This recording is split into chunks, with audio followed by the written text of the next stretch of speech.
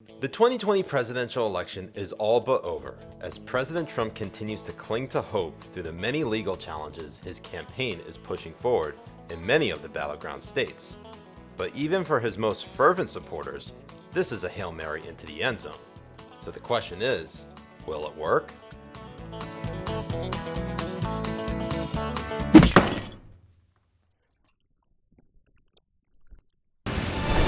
CNN projects Joseph R. Biden Jr. is elected the 46th president of the United States.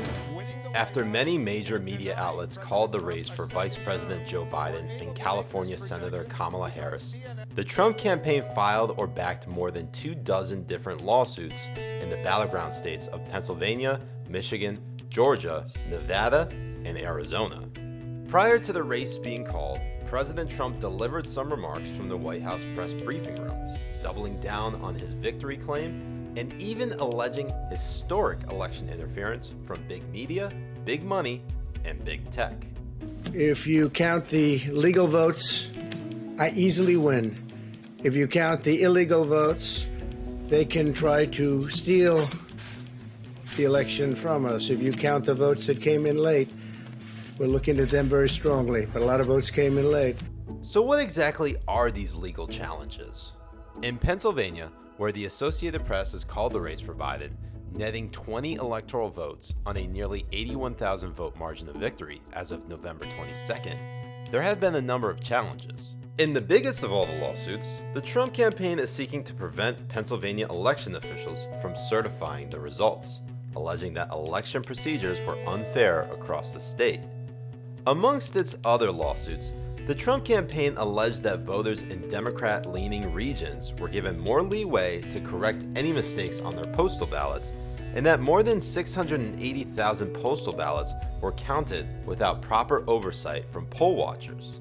The deadline for Pennsylvania to certify the vote is November 23rd. Similarly, in Michigan and Georgia, the Trump campaign is seeking to block the states from certifying their election results.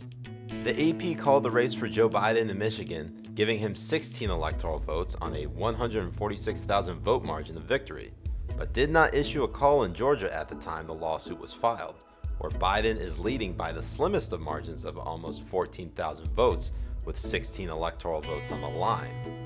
If you're wondering what the play is here, it's as simple as this. By ensuring that these key battleground states can't certify their votes, they're essentially 100% erased from Biden's win column, creating a situation where neither candidate wins a majority of the Electoral College vote. If results hold, Biden would win 306 electoral votes. But if Pennsylvania, Michigan, and Georgia don't certify their vote, they basically abstain from the electoral process altogether and knock Biden's projected Electoral College vote total to 254. 16 votes shy of the 270 electoral vote threshold to win the presidency. In the highly unlikely scenario that all three states go down this route, what happens then? This is where things get interesting and the tide starts to turn in Trump's favor. Like the presidential elections in 1800 and 1824, where neither candidate won a majority of the Electoral College votes, a contingent election for president will be held in the House of Representatives. Since each state House delegation gets a single vote, it would not matter if Democrats held a majority of seats. It's all about which party controls more states. Even if Democrats control 42 out of 53 seats in California, they still only get one vote. And while all the election results have not yet been finalized, the GOP controls 26 out of 50 states for the incoming House in 2021, which would be enough to give Trump the presidency.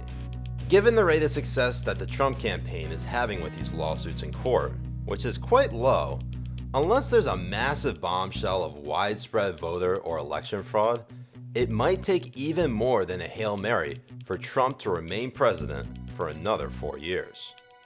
For these stories and more, go to our website, WashingtonExaminer.com, subscribe to our YouTube channel, and be sure to follow us on Facebook, Twitter, and Instagram. From the Washington Examiner, I'm Siraj Hashmi.